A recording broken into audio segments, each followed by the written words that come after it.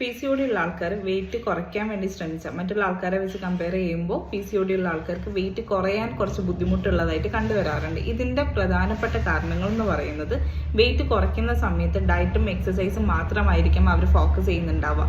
മറ്റെന്തൊക്കെ കാര്യങ്ങൾ ഫോക്കസ് ചെയ്താലാണ് PCOD ഉള്ള ആൾക്കാർക്ക് വെയിറ്റ് കുറയ്ക്കാൻ വേണ്ടി പറ്റും? ഒന്നാമത്തേത് അവരുടെ സ്ട്രെസ് മാനേജ് ചെയ്തിട്ടുണ്ടാവണം എന്നുള്ളതാണ്. സോ സ്ട്രെസ് മാനേജ് ചെയ്യാതിരുന്നു കഴിഞ്ഞാൽ എങ്ങനെയാണ് അത് വെയിറ്റ് ലോസിനെ ബാധിക്കുന്നത്?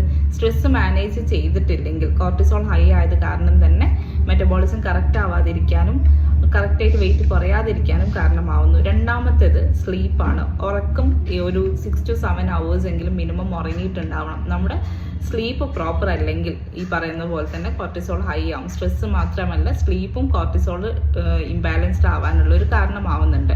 ഈ 2 കാര്യങ്ങൾ ശ്രദ്ധിച്ചു കഴിഞ്ഞാൽ PCOD ഉള്ള ആൾക്കാരിൽ വെയിറ്റ് കുറയ്ക്കാൻ വേണ്ടി കമ്പാരിറ്റീവ്ലി ബെറ്റർ ആയിട്ട് പറ്റുന്നതാണ്.